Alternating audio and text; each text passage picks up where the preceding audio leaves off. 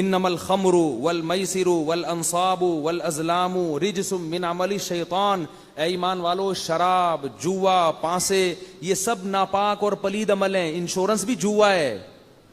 جوا چاہے وہ روڈ پہ گٹر کے ڈھکن پہ بیٹھ کے کھیل رہے ہو نا، وہ بھی جوا ہے. اور وہ کمپنی بنا کے کھیلو گے کہ ابا مر گئے تو اتنے پیسے ملیں گے، نہیں مرے تو آپ کی رقم ڈوب جائے گی، یہ بھی جوا ہے. اس کو جدید شکل دے دی ہے. تو اللہ کی قرآن میں فرماتے ہیں یہ جوا اور یہ ساری چیزیں نجس ہیں، پلید ہیں. اور آگے فرمایا فَهَلْ أَنْتُمْ مُنْتَهُونَ، میں تمہارا رب ہوں، تمہیں روک رہا ہوں، تو کیا بتاؤ تم رک جاؤ گے اب میرے کہنے سے؟ کیا کیسے کیسے اللہ تعالیٰ ترغیبیں دے رہے ہیں، ابھار رہے ہیں کہ میں خدا تمہیں کہہ رہا ہوں شراب چھوڑ دو، میں خدا تمہیں کہہ رہا ہوں کہ جوا چھوڑ دو، انشورنس چھوڑ دو. انشورنس کی جو ملازمت ہے، جوئے میں کسی بھی طرح سے پڑنا حرام ہے. یہ سب ناپاک عمل ہیں. فَهَلْ أَنْتُمْ مُنْتَهُونَ، کیا آپ بھی رکو گے؟ کوئی اثر ہی نہیں ہوتا ہمارے اوپر. جب نبی صلی اللہ علیہ وسلم مشرکین کو یہ باتیں کرتے تھے تو مشرکین نے بھی یہی اعتراضات کیے تھے. کہتے تھے آپ ہمارے قوم کے خلاف اتنا کیوں جا رہے ہیں؟ آپ ایسا کریں کہ اس قرآن میں ان احکام میں تھوڑی سی تبدیلی کر لیں. آج ہم نے جو سورہ یونس پڑھی تو اللہ نے حکم دیا قُلْ مَا يَكُونُ لِي أَنْ أُبَدِّلَهُ مِنْ تِلْقَاءِ نَفْسِي فَقَدْ لَبِثْتُ فِيكُمْ عُمُرًا مِنْ قَبْلِهِ، دیکھو میں تمہارے درمیان 40 سال رہا ہوں، میں نے کبھی کوئی کلام اپنی زبان سے پیش نہیں کیا. 40 سال کے بعد اچانک ایک امی کی زبان سے ایسی آیتیں نکلنا شروع ہو گئیں جو دلوں کو ہلا رہی ہیں اور اس میں بڑے پیارے احکام دیے جا رہے ہیں، تو سمجھ لو کہ یہ میری طرف سے نہیں ہے، یہ اللہ کی طرف سے ہیں. اور اللہ اپنی طرف سے جو کچھ میری زبان پہ جاری کرے گا میں اس میں تبدیلی نہیں کر سکتا.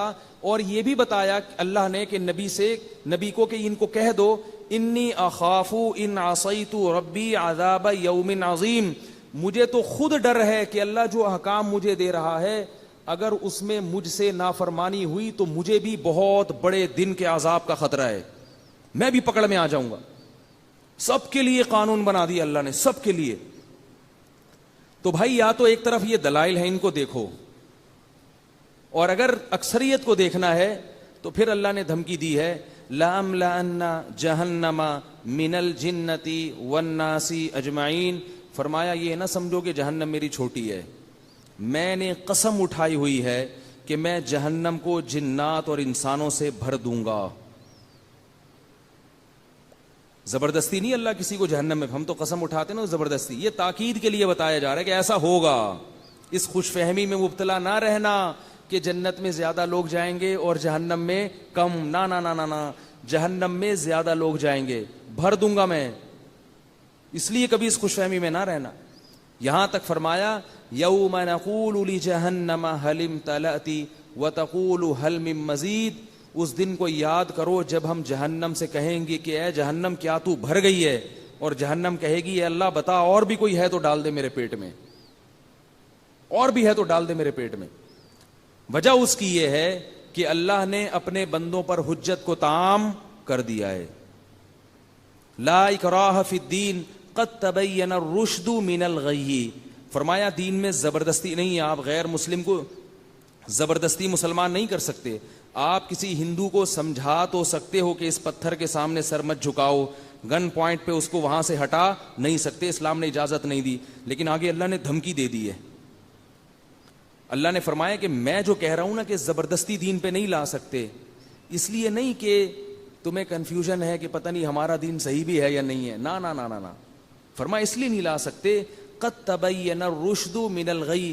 سیدھا راستہ اور غلط راستہ بالکل ایسے کلیئر ہے جیسے دودھ کا دودھ اور پانی کا پانی. اتنا صاف جب راستہ ہے تو اگر کوئی بت کے سامنے جھک رہا ہے تو اپنی جہنم کا سامان خود اکٹھا کر رہا ہے. وہ اللہ پوچھے گا قیامت کے دن اس سے کہ اپنے ہاتھوں سے بنا کے کیوں جھکے اس کے سامنے. جس نے بنایا ہے، جس رب نے پیدا کیا، پانی میں آنکھ ناک کان دل دماغ جگر بنائے، اس کے سامنے کیوں نہیں جھکتے تھے؟